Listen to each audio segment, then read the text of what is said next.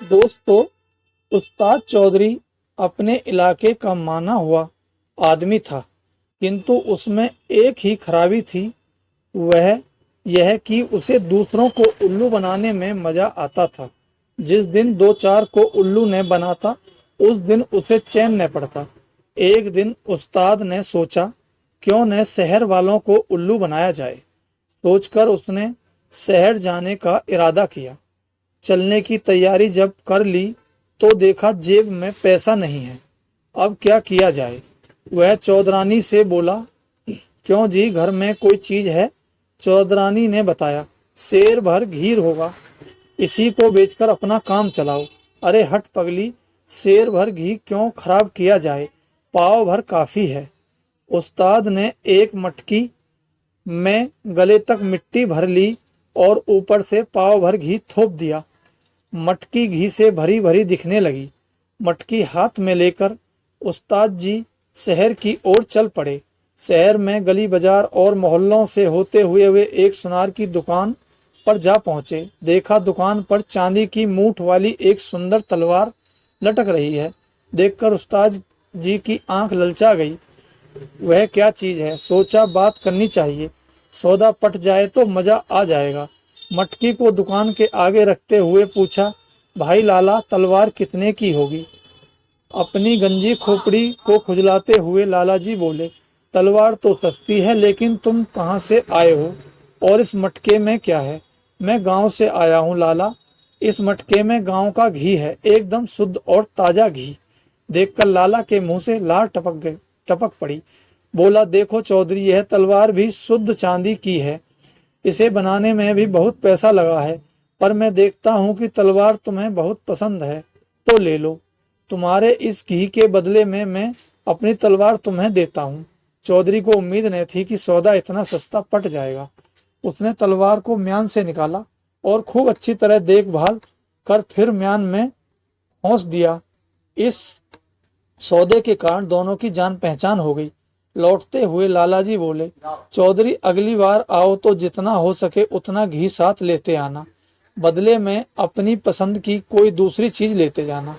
अगली बार तुम्हारी चौधरानी के लिए ऐसी अंगूठी बना दूंगा कि जिंदगी भर तुम्हारी गुलाम बन के रहेगी।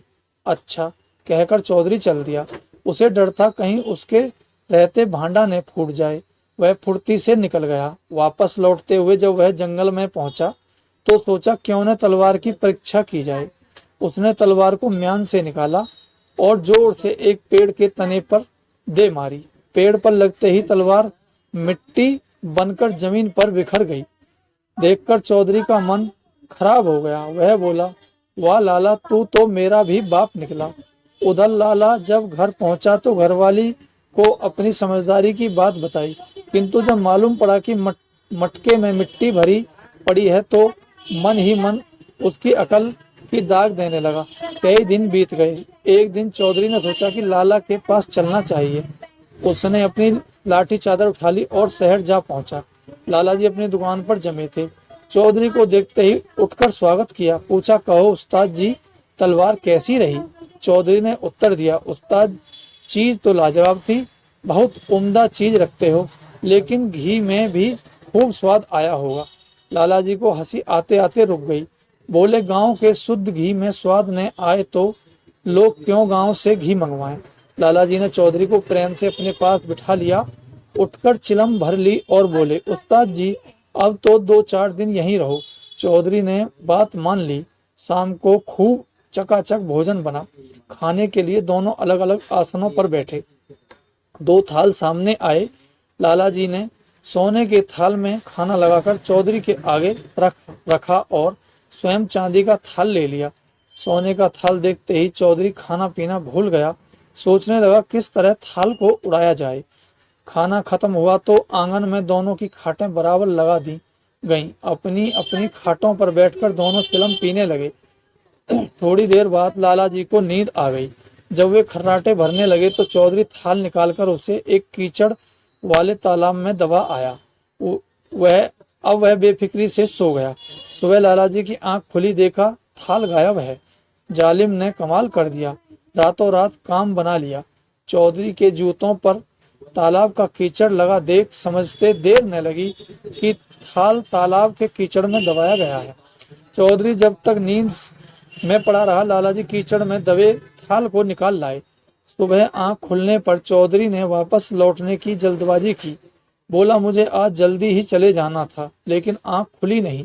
कोई बात नहीं, खाना खाकर चले जाना, कहकर लालाजी ने उसे रोक लिया। दिन में जब दोपहर के खाने पर चौधरी ने सोने का थाल अपने आगे पाया तो उसकी आंखें खुल गईं। लाला तो बहुत धनवान मालूम पड़ता है।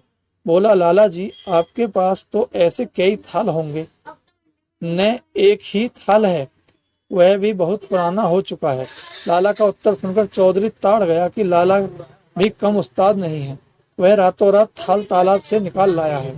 उसके चेहरे पर थाल के निकल जाने का दुख था, लेकिन अपना दुख उसने जाहिर न होने दिया। खाना खाने के बाद दोनों ने प्रेम से हुक्का पिया।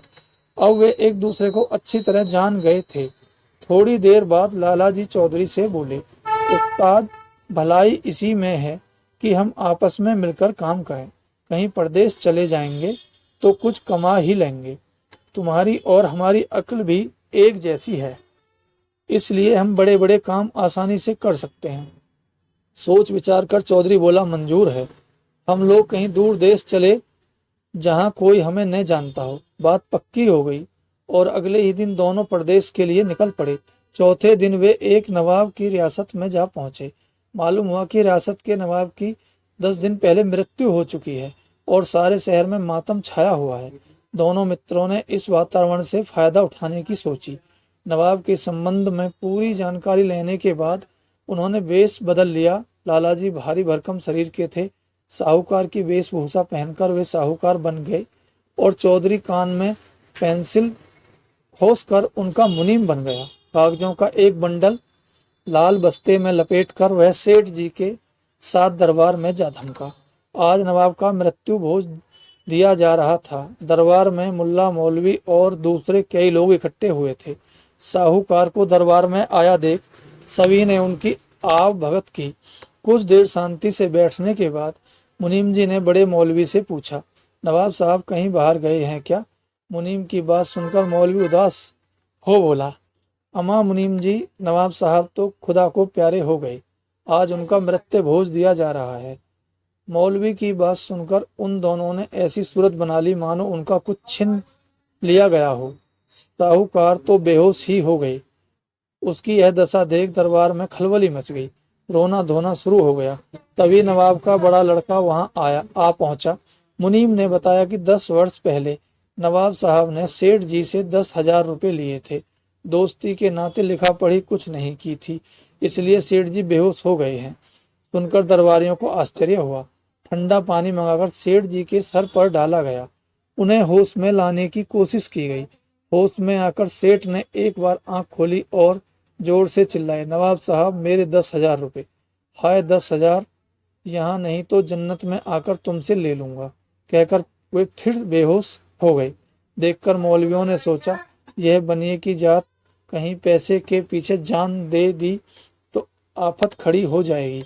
नवाब साहब का लड़का भी घबराया, बौना, खुद के लिए सेठ की जान बचाओ, मौत का दाग हमारे माथे पड़ने लग जाए, मैं अभी सारी रकम चुकता कर दूंगा। सेठ को होश में लाया गया। पूछा, सेठ जी, आपके पास कोई सबूत है कि मेरे वालिद ने आपसे 10,000 रुपए लिए थे? लड़के की बात सुनकर सेठ बोला, सबूत तो कोई नहीं, किंतु यदि मैं सच्चा हूँ तो नवाब साहब की कब्र पर चलो, नवाब साहब खुद बोलेंगे कि रुपए लिए हैं या नहीं। सबने सेठ की बात मान ली। तय हुआ कि आज रात को ही कब्र पर चला जाए। वहां से चले जाने पर सेठ और मुनीम दोनों ने मशवरा किया। सेठ बोला, चौधरी, अंधेरा होने के पहले ही तुम कब्र में घुस बैठो, डरना मत। नवाब का लड़का जब नवाब से पूछे तब ठीक ठीक जवाब देना। चौधरी बोला, मियाँ घबराते क्यों हो, बेफिक्र रहो, लेकिन बरखुरदार कहीं रुपया लेकर चंपत न हो जाना। ऐसा न हो कि मैं कब्र में ही पड़ा रहूं और तुम गुलछर्रे उड़ाते रहो। बात पक्की हो गई। आधी रात के समय नवाब की मजार पर सारे शहर के लोग इकट्ठे हो गए। कब्र के किनारे एक तरफ सेठ जी खड़े थे, दूसरे किनारे नवाब के साहबजादे आकर खड़े हो गए। कब्र पर झुककर शहजादे ने पूछा तो आवाज आई, हाँ बेटे, कुछ वर्ष पहले सेठ जी से मेरी मदद की थी। तुम उन्हें 10 के बजाय 15,000 रुपये दे दो। उनका एहसान मैं आज भी अपनी नहीं भूल सकता। सुनकर लोग सन्नाटे में आ गए। सेठ जी सच्चे साबित हो चुके थे। दूसरे दिन जल्दी ही 15,000 की थैली सेठ जी को सौंप दी गई। 15,000 चांदी के सिक्के लेकर सेठ जी के कदम जमीन पर नहीं पड़ते थे। मन में स्वार्थ तो भरा ही था। सोचा अब कौन जाकर चौधरी को कब्र से निकाले, किसी ने देख लिया तो सारी रकम जाएगी और ऊपर से जूते जो पड़ेंगे सो अलग। चौधरी किसी तरह स्वयं निकल आए तो ठीक है, ना निकले तो वहीं उसका राम नाम सत्य हो जाएगा। सोचकर सेठ बगल में गठरी दबाए तेजी से अपने घर की ओर चल पड़ा।